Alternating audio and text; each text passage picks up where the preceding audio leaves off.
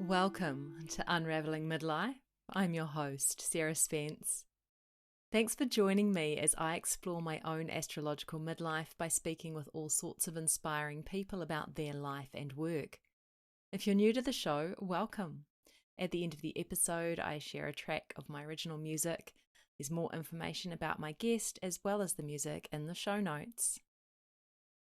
So, Unraveling Midlife. What's this midlife?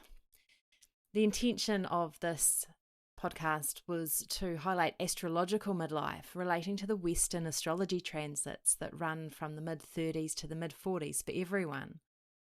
Each of these main midlife transits have an overall theme, though details vary by generation and of course by individual. Directly corresponds to the term midlife crisis, though I like to call it the midlife unraveling, based on Brené Brown's excellent essay. So far, this podcast has been me unravelling my time with these astrology transits and talking with others who've gone through them or are within them, as is the case today, honouring the passage of moving through these interesting times of shake-up. I do have a piece of exciting news for you. Unraveling Midlife is now available on YouTube as well as the usual audio platforms of Apple, Spotify, etc., and is, of course, always on my website, www.sarahmarlowspence.com. So feel free to pop over to YouTube and subscribe. The user handle is Sarah Marlow Spence. And then you can also get notified about new music that I post, of which more, I promise, is coming this year. But back to today. Today's guest is Joydah Mae. A musician and changemaker, she has that kind of je ne sais quoi when experiencing her music and energy, and it's so hard to describe, which is why I called it je ne sais quoi. Listening to her songs, wow. I mean, if you listen to her songs and their deep understanding of the human condition, you too might hear that divine inspiration that can lift us up out of the depths to become one with the sky and everything and all that is. Or you might just like the lyrics. The literal power ballad she has, Feel Your Power, gets large groups singing along at the tops of their voices, fully in their power. Hands Off Our Children created its own entity, with many now wearing the hoodie that sprung up from it. And there's another hoodie from the We Are All Indigenous song. My personal favourite is I Am Enough. If you haven't heard Joydah's music, I highly recommend seeking it out, starting at her website, www.joydahmae.com. All these links are in the show notes. After hearing Joydah's music, since she was propelled into focus in the local New Zealand festival scene around 6 years ago, it was fascinating to hear her story in her own words. Okay. Joydah, welcome to Unraveling Midlife. It's really good to have you here. How you doing? Thank you. Thank you for this opportunity. I am feeling a little bit, there's excitement and anxiety going on within me at the moment, and I'm just playing with that and being here with it. So, What is specifically around being at the podcast, or have you got some things happening? I think I'm in middle of chaos of shifting and moving physically and internally as well, and so like I'm on a suspended space, and then coming here to obviously align this conversation with you is already sort of giving me a confirmation where I'm at. Which sounds like, yeah, you're right bang in the middle of astrological midlife. Welcome. Yeah. I'm feeling lucky. I'm getting out the tail end now, but yeah. Tell me. So, Okay. so tell us a bit about you. How would you describe you, what you do? Yes, turning a mirror towards me. Oftentimes, I say I don't know what I'm doing, but most of the time, I know I'm here to create shifts. And at the moment, I guess just staying on the path of the least resistance. My name is Joydah. That's a given name for my father and my mom together combined. And I was raised in a village in the Philippines by my grandmother. So very privileged to be passed down a lot of her knowledge at a very young age until, until to this time. Although we're not physically together, I feel that I am always carrying her wisdom and knowledge.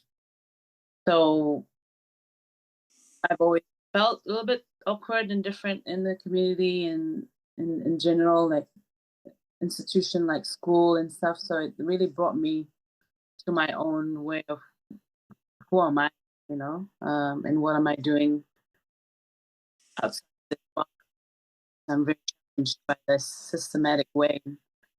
Um, I guess I found myself lost often at the very what really my roots, who I am, as a person who is from Philippines and learned a lot about my my own language. As long as I keep roots in me, that I'm still finding who I am. Forward, I I have more, instructions to keep using my voice and keep raising awareness and be in service to the community, especially children, to who I am, which is the truest, I guess, what my heart truly feels and what needs to be, walked, the path that I need to walk on in this timeline. It sounds when you said, "Oh, I don't really know what I do." I thought, wow, it sounds like you follow what you're led to do, like you're in sync with spirit, really. That's what popped into my head. Mm. Yeah. And I noticed when I looked at your chart that I mean, and you told me recently you're a Virgo. I hope you don't mind me sharing that. And Virgo is such a sign that is around service. Like it's not about complete selfless service, losing yourself like Pisces would into nature and etc. Um, but like that sun sign of Virgo is around like yes, it is around service, but it's just a different nuance than the Pisces. Yeah, Yes. cool.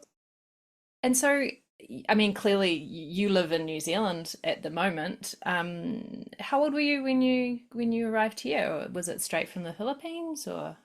I arrived here when I was 16, my prime teenage, Oh, um, confused little Joydah arriving from the village to another country that I barely know about because my mother came here as soon as I was born. So that's how I stayed back in the Philippines. And yeah, I came here really not knowing what's in New Zealand and who are the people here, except the accent was really hard for me to understand. yeah, I bet. It really is when you've been taught like an Americanized kind of accent, right? Yeah. Wow, that must have been a huge culture shock. It was a huge culture shock. uh, Like the opposite of it's quite opposite because everything closes here when I came here at 6 p.m. or something. And then back in the Philippines, everything starts to be alive by 6 p.m. Like quite the contrast. I didn't know the word depression or anything like the I guess the terms here when it comes to mental health.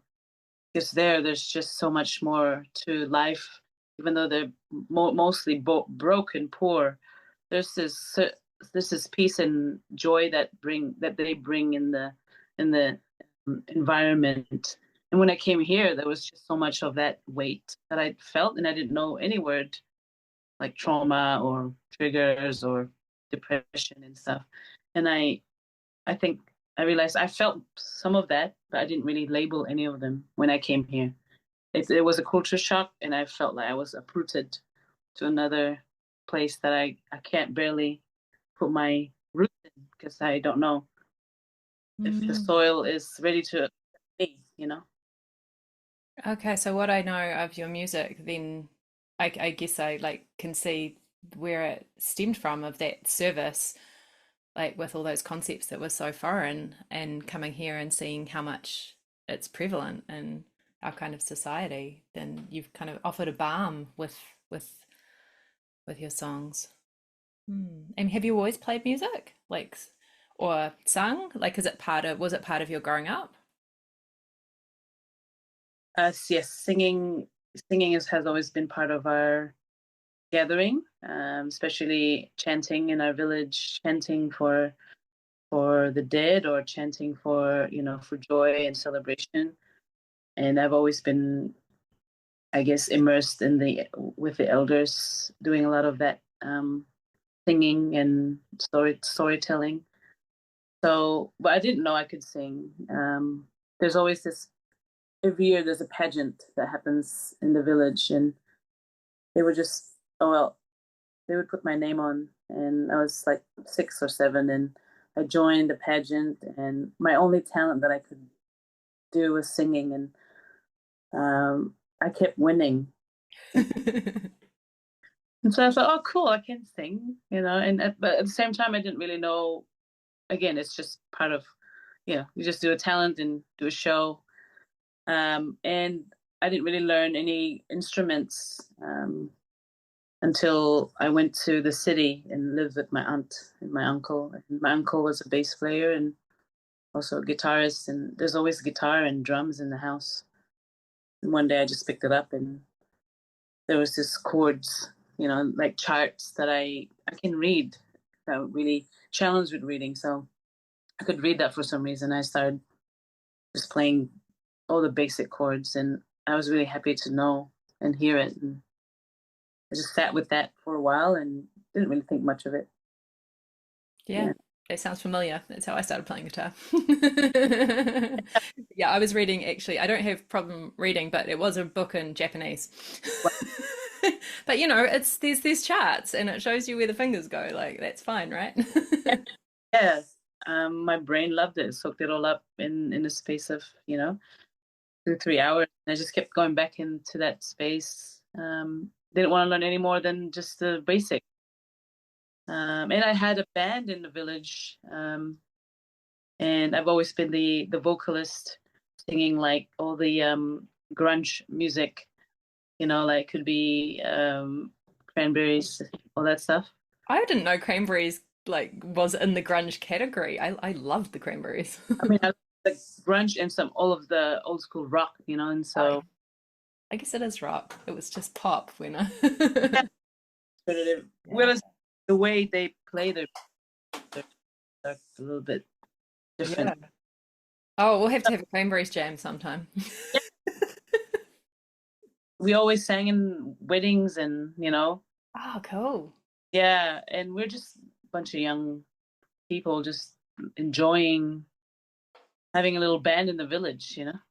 Oh, cool. Like you mentioned that you like did chanting and storytelling. Was that from a specific tradition? I mean, I'm sitting here, I'm on Zoom with you, and you are wearing a t-shirt that says Indigenous wisdom is the answer to our freedom. So, was it like an Indigenous tradition? Like, Yes, yes. So my mom is a native to the village called Kabayan, and in that our native, I guess our tribe name is Igorot, and there's few. It's like Iwi. You have different names. So under the Igorot, we are the Ibaloy tribe.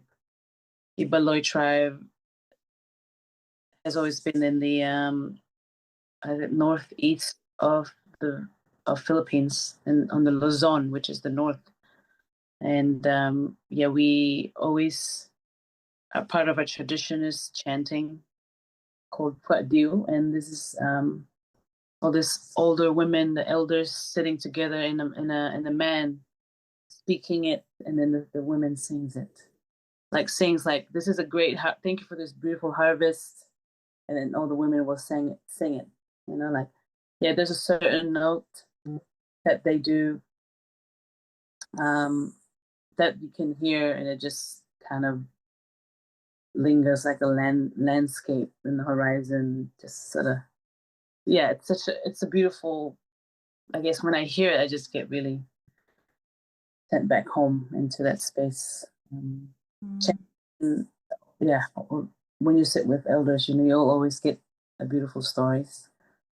Where was the tradition like, because there's quite a big punch of people that came to the Philippines, and it's very Catholic from my understanding. I haven't visited yet. Was it something that needed to go underground, or was it like in the village? Was it okay to kind of keep the indigenous wisdom and the chants going, or did it kind of take on a bit of a Christian flavor, like some have around the world?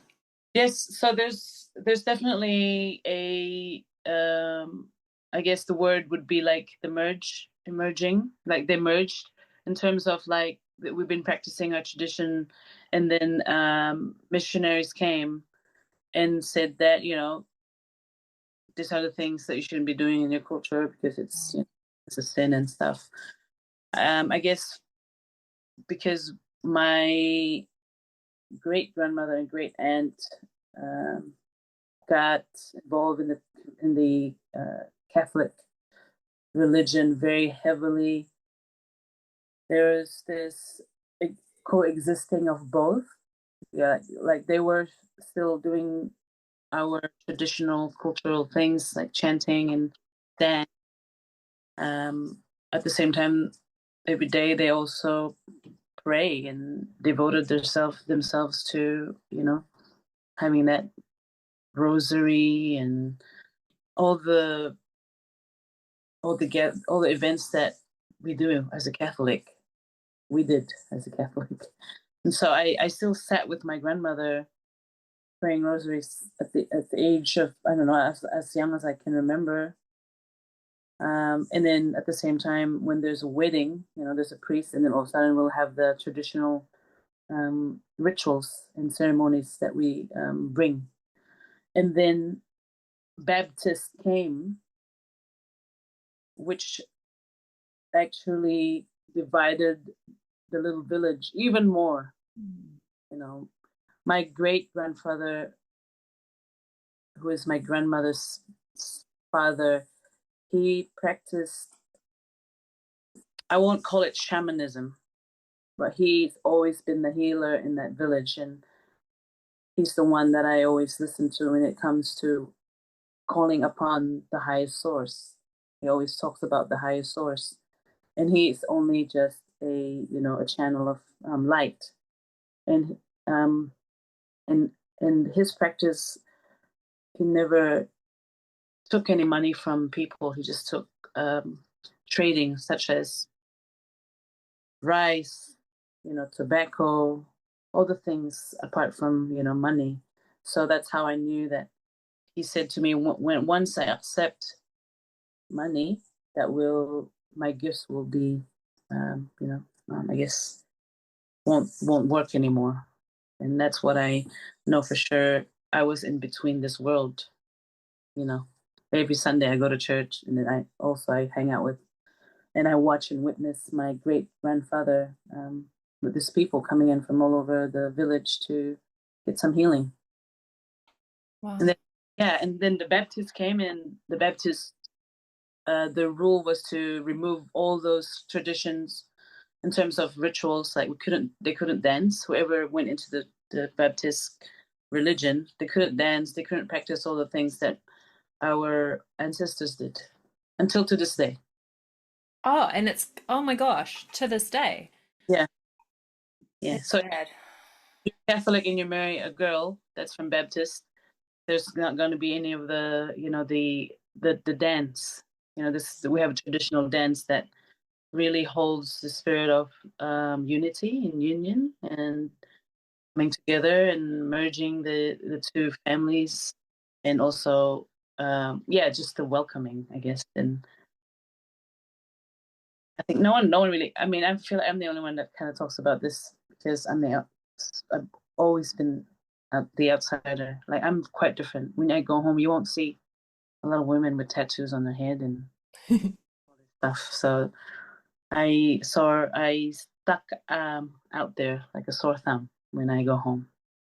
So was moving to New Zealand freeing in some respects once you kind of got over that culture shock, which might have taken some time? Yeah, it took a long time, for sure.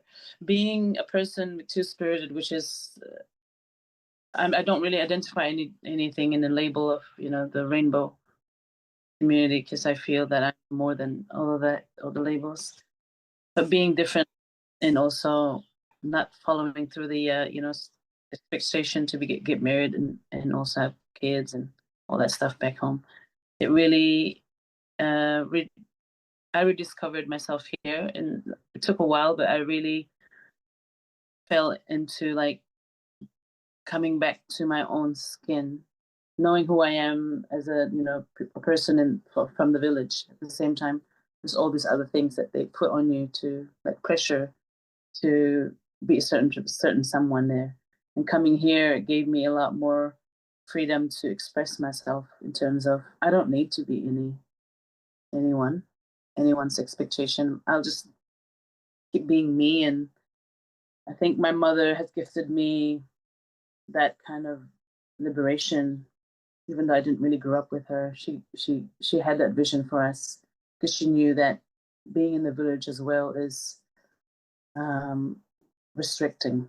You know, Mm. there's always going to be that mentality of like close-mindedness if you don't go outside and travel and learn from journeying and adventuring from other places and meeting other cultures.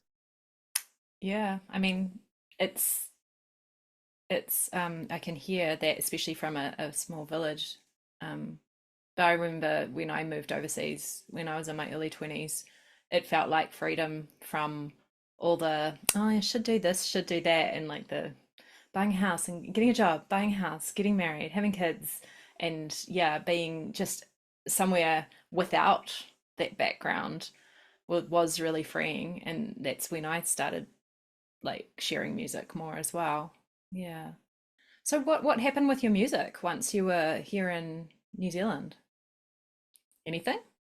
Uh, Did you have a guitar then? no, I didn't. I didn't pick up the guitar. I guess let's just say that I got really lost coming here. There's so many times I didn't know who was like I met my mother like a few times when she was in Philippines. When we got together, we just didn't really know who we are. Like she doesn't know why I'm always angry and stuff, and I didn't know why I was angry because I have all these other things that I didn't really know at that time. Mm. So I still sort of I had my aunties here as well, so they helped me navigate to find work. I had work, I was a bartender for a while, and then I became a chef, and so that kind of led me to meeting um, other cultures here, like Pacific Islanders, the Maori people, all the mix that diverse. And I really connected really well with that culture. I felt the sense of like, okay, this feels familiar, but not at the same time. So I didn't really pick up guitar. I just sang in karaoke bars and I won. That's all I did. But I didn't think about it as my career or even this is what I'm gonna do. It's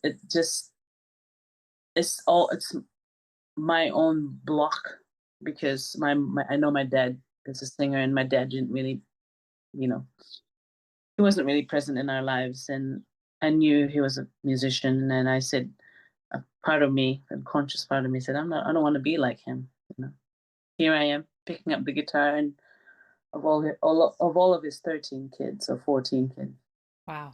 I'm the one that picked up this guitar, and I'm still working on, yeah, reconnecting with him. And so what was the pivotal point? Because I remember being at a festival at Kumu. So maybe it was New Zealand Spirit, maybe it was Resolution, and you were selling popcorn and you were playing guitar next to the popcorn. Was that kind of like a pivotal kind of time for you Yeah, musically?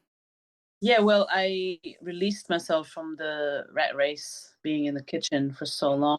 So I decided I'm gonna have a simple popcorn stand, um, which doesn't require a lot of prep. And so I got that idea, and yeah, I got that popcorn. It's called Organic Knowledge, and that was really cool for the kids. And every morning I just sing in front of that. I just sing and I just keep singing. I play some music. Everyone knows I play music and that. Um, and one morning I was just, and yeah, I, that's where it started, where Franco asked me to do some closing ceremony. And even that, I didn't know what it meant. I just said yes. Okay. So cool. The festival organizer rocks up and goes, "Oh, hey, do you want to play something at the closing ceremony?" Yeah, Yeah. yeah. So that, When was that? I believe this is when Franco and Nikki were still really good. So I don't know that time. Okay, so maybe it was pre-COVID, like 2019, like beginning of 2020 or something like that. Maybe the third part, Resolution? Yeah, yeah, it was the Tanglewood. I don't know if it's before or after Tanglewood. but it And was at Kumu, so it was probably, oh yeah, I don't know. All right, around that time, probably pre-COVID. COVID, yeah, pre-COVID. Yeah, yeah, yeah. Wow. And so where did it go from there? I mean, you're on stage doing the closing ceremony, and then you got asked to apply for other festivals, or you decided to put in, or you started doing concerts. Where did it go from there? I was asked to do um other festivals. I went from like closing that ceremony to like Voices of Sacred Earth, Yoga International or something. It just kind of went. Okay. So it I was went actually before my timeline's going. Yeah, it was okay. yeah. So so and I just still kept doing my popcorn, and I felt like that was my that was my way of bringing myself to come to the festival, because I always go, I'm just gonna apply for a stall, and they asked, "Do you want to sing?" And I was like, "Okay, well, I'm there anyway to sell some popcorn." So popcorn was my ticket, I guess. And you don't sell popcorn anymore. Yeah, I don't after the COVID. It really hit me because, well, let alone I didn't really know how to run a business. So I was just rolling with it until it hit me, and I was like, okay, how do I revive this, and how am I supposed to do the singing and then popcorn at the same? So I had to choose, you know, what I'm focusing on next. Mm. And then your midlife and your astrological midlife kind of came in. You were around that COVID time too. And so now, I mean, you do tiny concerts, and that you started with those, like going around to different towns and doing these like small, intimate concerts. You've done like bigger festivals. I mean, you're heading into Australia, which is, of course, the New Zealand dream. um, Yeah.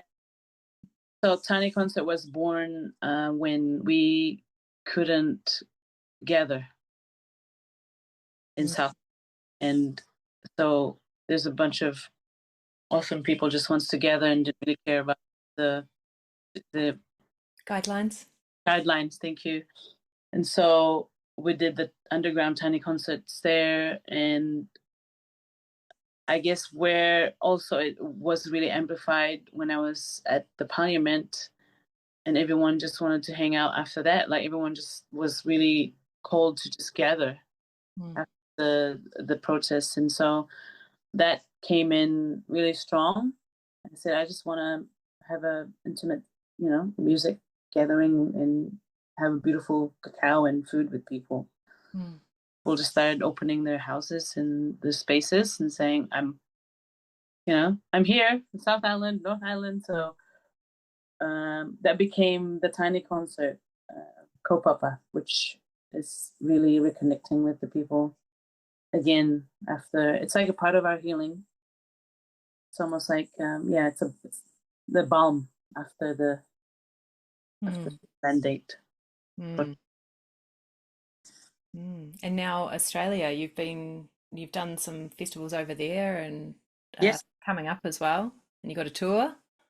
Yeah, Australia has been really calling for such a long time. It just required me to process how to be a mother while I'm touring, how to co-parent, and how to not be so guilty about it.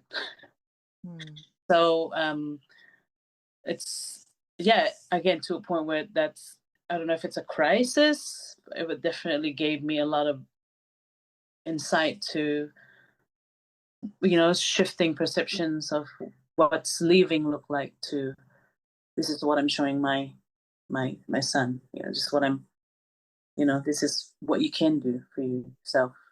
There's other ways to express yourself, to follow your dreams, to, have that. And so having to navigate that and coming to this point, and saying, I need to go. I must go, and people have, I've called it in, saying I'm coming, and people have offered their support from Western Australia and the Sunshine Coast, and other people that are not even in Canada. Some people are asking in Canada, just keeping it, I guess, for me, um, not low key, but like containing that energy to keep growing.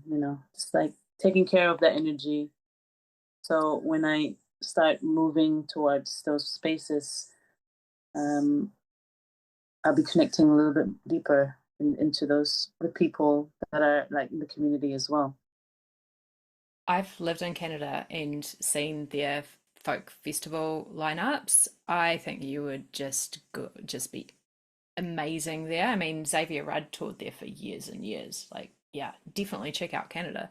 And it's the different season from here. So, yeah. Yes, Yeah, I was yeah, actually thinking about how we're going to have this conversation this morning. I was like, I reckon Joydah might end up like Xavier Rudd, like, in Canada and stuff. And then you said, you mentioned Canada. yeah. Well, there's been a couple of people, but more like I'm getting emails, especially after the Hands Off Our Children. Everyone was asking if they could use the song, and I'm getting it from like Europe and Canada and US. There's just all these emails that even it took me a while to really read them because it's so, I guess, vulnerable, and at the same time, they just want my permission to share the music, whatever they're, holding the line for their kids or for the community. And so I'm just really open to where this is taking me. At the same time, still harmonizing to how to be a parent. Yeah, Yeah, absolutely. yeah. So for those listeners who aren't aware, because you've had a heap of cool merch as well, like in terms of hoodies, like your Indigenous wisdom is the answer to our freedom, but the Hands Off Our Children was really big. What spurred that? What?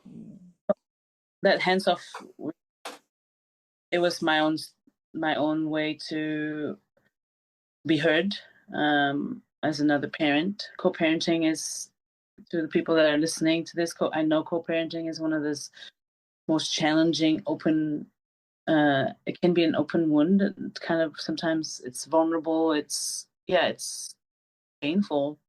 I'm speaking for myself because it really hits all the main veins of my soul and my heart when you're connected to a child, and so at that time, everyone knows where I stand. And at that time, I just felt I couldn't protect my own, because they have the different stance and I have a different stance. And I, I felt I fell into a Zoom call with, mothers, which Katana has, put together.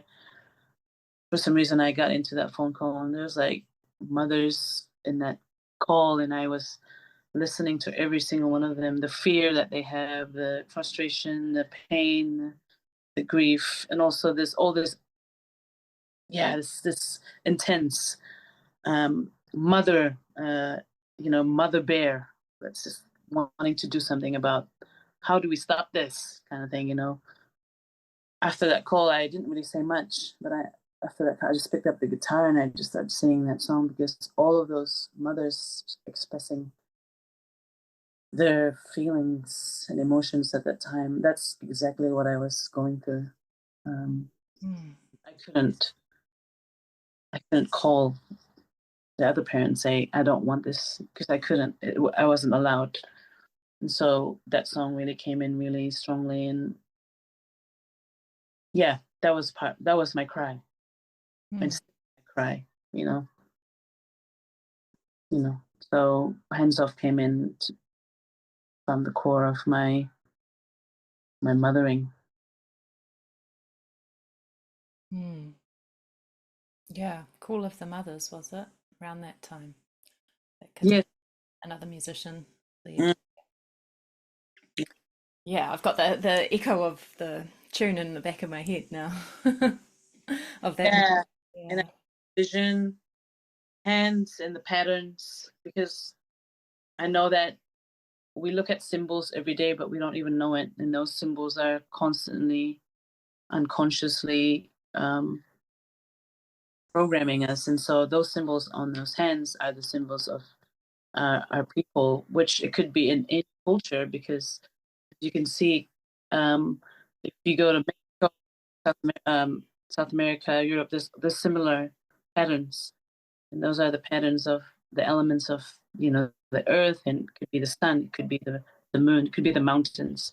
So if you look into the pattern of the hands, and also the unique blueprint that was in the middle of that hand is our own uniqueness. And so that was my way of um like, I guess, rewiring symbols, in terms of our symbols have been written in the caves by our ancestors, Mm. in the rocks. And so that was part of the hand. Wow. So, I mean, you've got some real, I don't really want to call it activist music, but it's like stepping up and speaking out music. And you've got like real empowerment ballads. And then you've got the most amazing, just thinking of a time, and it wasn't even a tiny concert, it was like a birthday party or something, where you did all these ones that you'd never really performed before, and you're sitting there going, I don't normally share this stuff. And it was like one of the most powerful live music events I've ever been to, like just crying with the honesty and truth resonating of the lyrics. So there's so much, and I guess that's because as a person, like, we have so many different facets as well. But I feel like I just wanted to say that about the types of music that I'm aware that you do, and you may very well be doing other types. Like, I haven't heard you do any of the stuff you did with your band, like singing at the weddings or anything, or any chanting. But like, there's so much to in such a story for that is the background of a musician, that's you. And I just wanted to kind of speak to that, because there may be people listening that aren't yet familiar with much of your music, and I wanted to kind of encourage that there's this like range of um, of music to explore, because you've got a couple of um, albums available. Yes. And where's the best place for people to support you to get that kind of stuff? Well, I will redirect people to going to a digital download platform, and stray away from Spotify if you can. I mean, you can find a lot of music there too. So you'd find my music in joydahmae.com as well, and you can download either the album or just the song. And the reason for that is I actually get the full amount of the music, of the craft um, on this platform via digital download. You can also find it on, and so yeah, you can support me fully in that platform, or online you can get a CD as well, which is we which is limited. We can send you the CD with the CD to you, the tangible form um of my music. I do know at least one person who's like still avidly like buys CDs and has CD players. And I just got a vehicle that's got a CD player in it, which I was quite excited to pull out my old stuff. Yeah, highly recommend to everyone to support artists by buying downloads. Um, yeah, I mean, if you think about if you bought one album from an independent artist every month, like it's probably like from similar price to having Spotify for a month. Like it's so important to support independent artists because Spotify is such a con. Like they've been found to have been cheating Yeah, and and yeah. doing it, So um, I guess it's part of educating and giving people the awareness to how to support um, artists like us, are independent. And you guys, your merch, like I say merch, you've got your CDs, you've got a whole heap of other things that you sell at concerts and on your website, right? Like really cool t-shirts and hoodies and stuff. Like that's also a really good way to support artists. Yeah, absolutely. And we have a few merch left, and then we're going to bring them to um,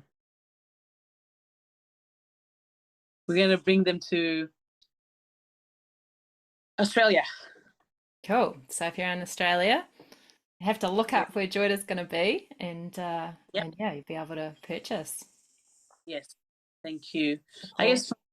guess I just want to acknowledge you for having me on your podcast, because I really truly believe that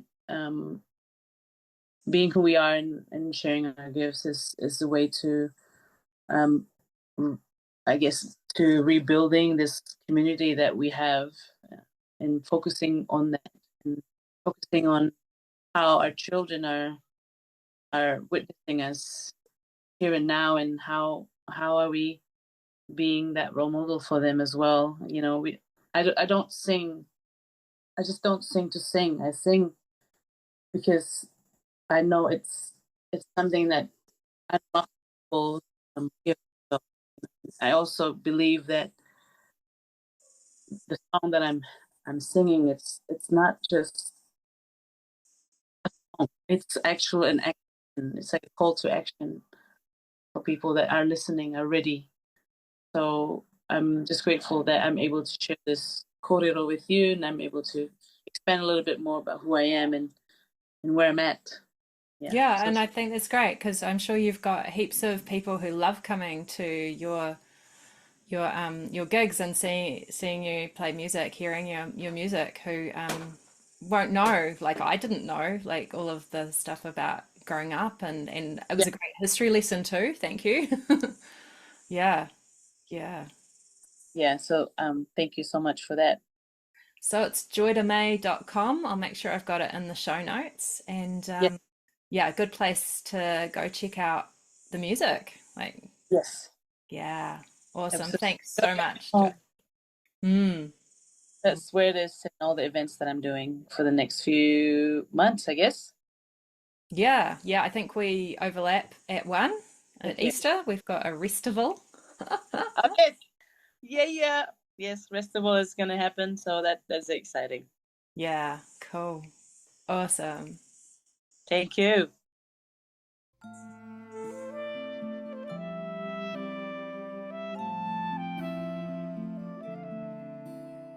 Welcome to the music section of the show. Today's music was supposed to be me and Joydah singing together, but due to technical difficulties, plans needed to pivot. Then it was going to be one of Joydah's songs, but then there were more technical difficulties. So, again, another pivot. Now, pivoting is often a cause for reflection, which is the name of today's song that I'm sharing. I wrote it in India, up in Sikkim between Bhutan and Nepal, a highly Buddhist area, probably the only place I travelled in India that was safe for me to walk alone. I had a beautiful day communing with nature, and the next day walked to the lake that was said to be the left footprint of green Tara, complete with prayer wheels over the lake. So you can imagine that, which was just such a beautiful space and such a blessing to find that quiet after the bustle of Indian cities. Here's Reflection.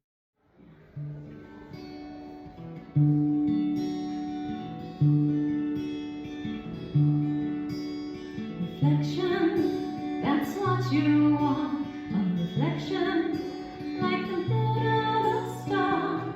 Love that flows so easily from your beauty. A sorrow still with perception of one love. A mirror to each other's goodness, a mirror to each other's careless dance and swirl like some wondrous ribbons, tenderness so rare. Beating, that's what I'm practicing.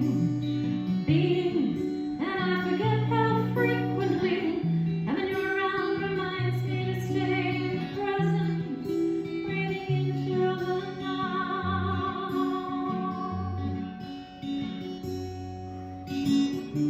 Mirror to each other's goodness, a mirror to each other's careless dance and swirling some wondrous ribbons, tenderness so rare. When the shadow of a cloud passes over the sun's golden rays, rest assured the light continues shining through our hearts and new ways.